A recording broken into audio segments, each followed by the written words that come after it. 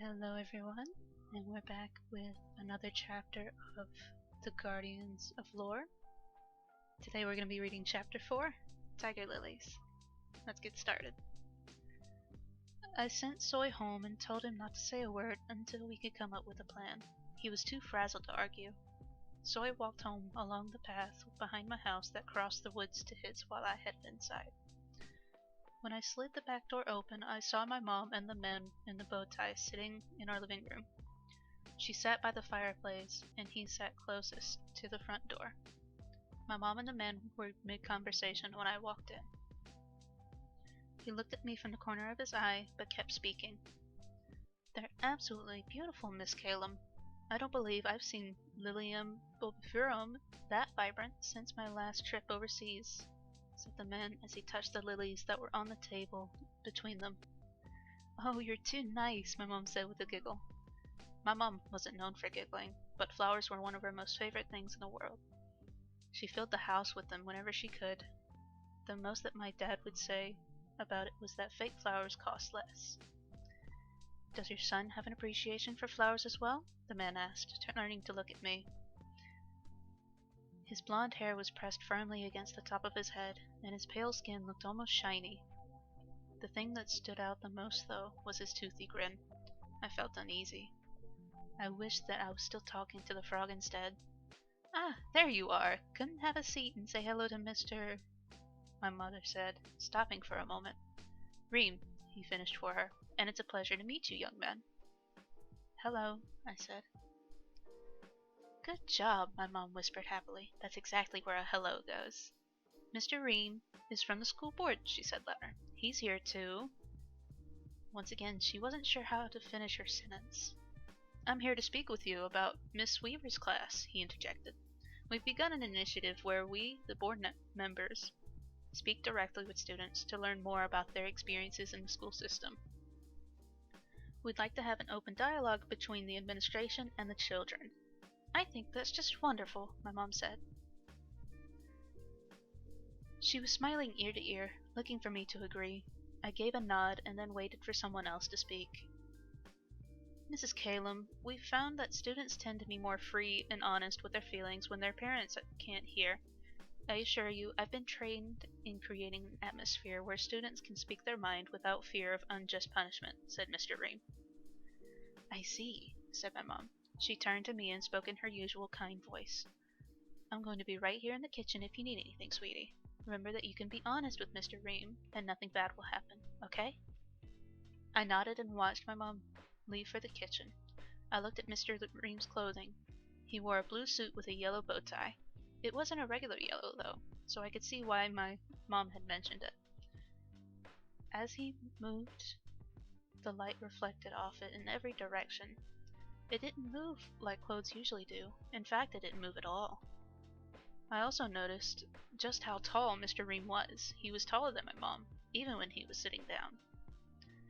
"Has anything strange happened at school in the last couple of days?" he asked right away. I shook my head hard and fast. "You can tell me. I'm here to help," he said in a friendly voice. "You see, I didn't tell your mom this because I didn't want to worry her." Now Mr. Reem leaned in closer. His mouth looked larger by the second. I was almost positive that he could eat a whole sandwich in one bite. "There's a," he said, pausing, "person who's been bothering students. Some little birdies told me that perhaps they've been bothering you." He gave the largest smile I'd ever seen. 2 sandwiches at least. I knew deep down that he meant the frog. That's why she had acted so funny when she heard about his bow tie. "Well, what does the person look like?" I asked shyly. "That's the tricky part," he replied. "This person likes to disguise themselves in different ways. Ways that may even seem impossible." He was only a foot away now. 3 sandwiches and a side of fries, I decided. He continued, "They may even be disguised as an animal." My eyes got wide. Mr. Reem's got small. "You have seen them," Mr. Reem said, trying to hide his excitement. I shook my head. "I didn't say that, you did," I said defensively. "But you have, haven't you?" he said sympathetically. "Tell me what happened. It's for your own safety." I didn't know what to believe. What's so dangerous about her anyway? I decide. The moment I said it, I wished that I could take it back, that I could grab the words out of midair and zip them right back into my mouth. But that's not how words work. Her, he said. I couldn't look at him. I had said too much. He spoke sharply in a whisper. So it's true. She has come to see you. Tell me why. I shook my head. Why did she choose to reveal herself to you? Tell me, he demanded. It was nothing, I answered despite myself. You were just what? He prodded. I was confused. But I knew that I did not want to tell this man anything more, and I was not going to make the same mistake twice.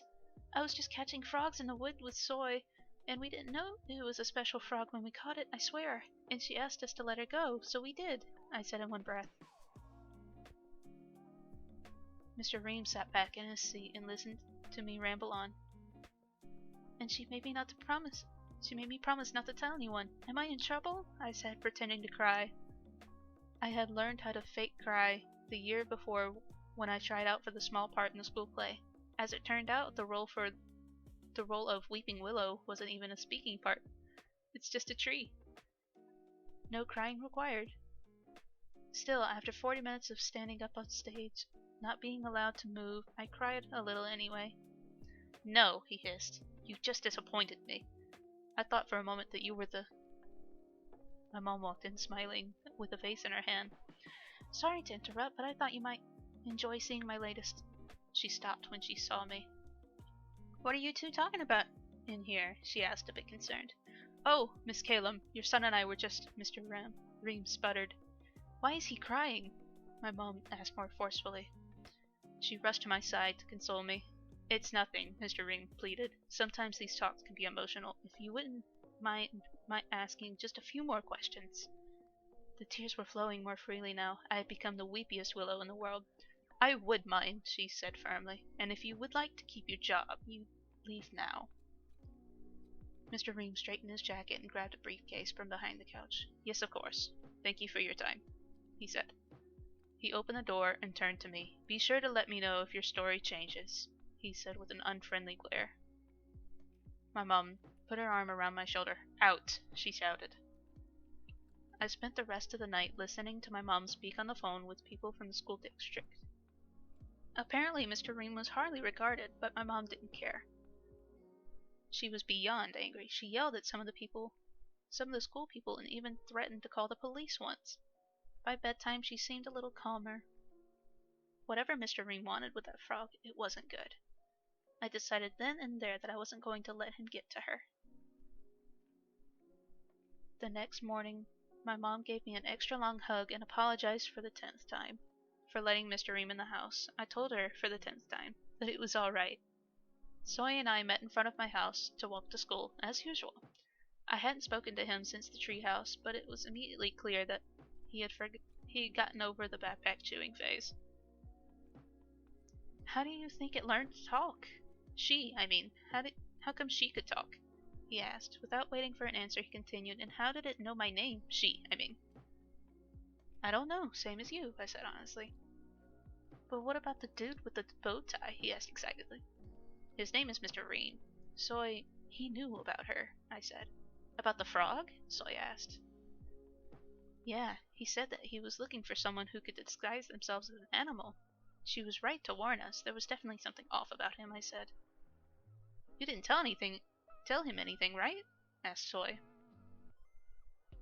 I looked down at the ground. I accidentally let on that I knew her, I confessed. You did what? Soy said in shock.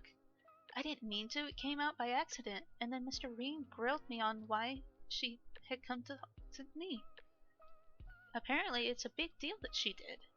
So what'd you do? Draw him a picture of it and tell him everything? Are you recording this conversation for him right now? If you're wearing a wire, you have to tell me, Soy said angrily. No, quit it, Soy, I said. I told Mr. Ream that we were catching frogs, found her by accident, and let her go. Oh, okay, that's not bad actually, Soy said. Thanks, I said with my head still hanging. And if he looks into it at all, the story will check out since I do love catching frogs. I should catch a few extra this week just to be safe. So what now? Soy asked. I really don't know, but we need to find out why that frog's here, and why Mr. Reem is after her, I answered. I'm in, said Soy. I'd take a frog in glasses over a man in a bow tie any day. I smiled. It felt good to have Soy on my side. He lowered his voice a little and asked shyly, if we do see it again, could you tell it that I've been really good about calling it a she? Sure thing, I said, promising to lie to a frog for my best friend. Alright, that was chapter 4. I hope you all enjoyed, and I will see you all next time. Bye.